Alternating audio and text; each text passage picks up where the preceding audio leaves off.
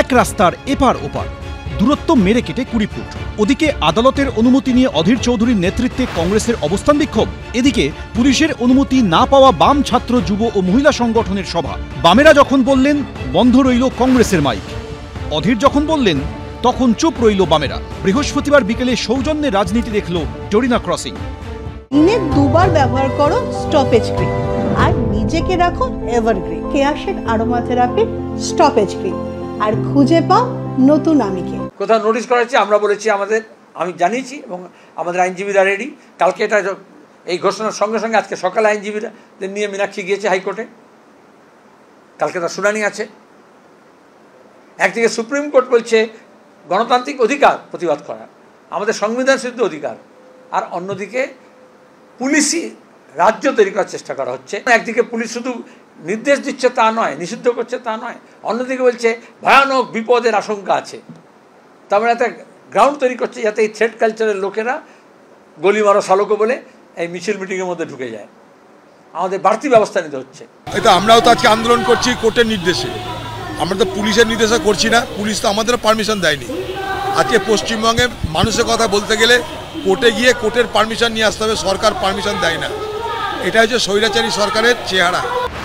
আরজিকর কাণ্ডের বিচার চেয়ে বৃহস্পতিবার কলকাতা চলো কর্মসূচির ডাক দেয় বাম ছাত্র যুব ও মহিলা সংগঠন, কিন্তু অনুমতি দেয়নি পুলিশ। বুধবার বিজ্ঞপ্তি দিয়ে 25শে সেপ্টেম্বর থেকে আগামী 2 মাস বউবাজার, হেয়ার স্ট্রিট থানা, কেসি দাস ক্রসিং থেকে ভিক্টোরিয়া হাউস ও সংলগ্ন এলাকায় ভারতীয় নাগরিক সুরক্ষা সংহিতার 163 ধারা লাগু করার কথা জানান পুলিশ কমিশনার মনোজ বর্মা।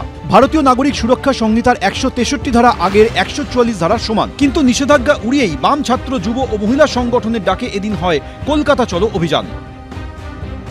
মিছিল যখন শুরু হয়েছিল তখন মাথার উপরে তুমুল বৃষ্টি, তার মধ্যেই কিন্তু মিছিল এগিয়ে গেছে এবং এই মুহূর্তে প্রায় কলকাতা কর্পোরেশনের কাছে মিছিল এসে পৌঁছেছে। কিছুক্ষণের মধ্যেই ধর্মতলায় এই মিছিল গিয়ে ঢুকবে।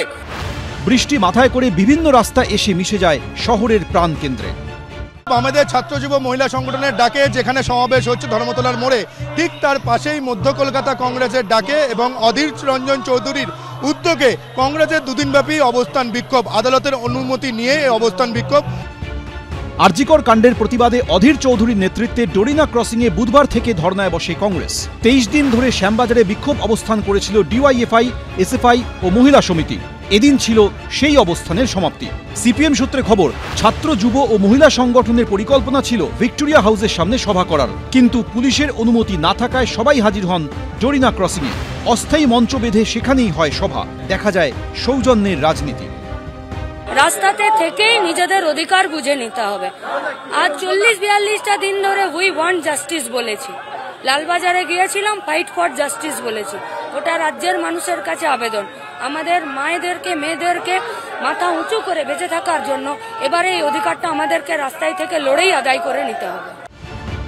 মিছিলের অনুমতি না দেওয়া ও কলকাতা পুলিশের বিজ্ঞপ্তিকে চ্যালেঞ্জ করে হাইকোর্টে দ্বারস্থ হয়েছে বামেরা।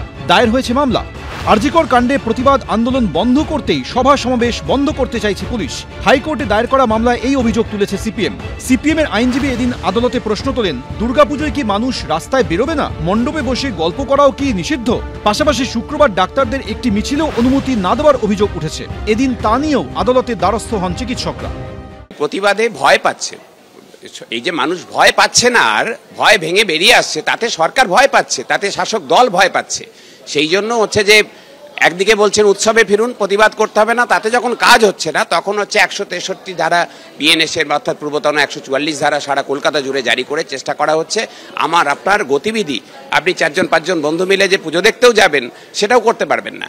ফলে হচ্ছে যে সরকার একটা পুলিশি রাজ্য হচ্ছে যে একটা তালিবানি শাসন ব্যবস্থা কায়েম করতে চাইছে, এটা কিছুতেই মেনে নেবে না বাংলার মানুষ। প্রশাসনিক বিষয়, পুলিশ তারা কোনো নির্দিষ্ট কারণে হয়তো করেছেন, আর সিপিএম এর যদি আপত্তি থাকে তারা তাদের আপত্তি জানিয়েছেন, এই বিষয়ে কোনো রাজনৈতিক মন্তব্য করব না।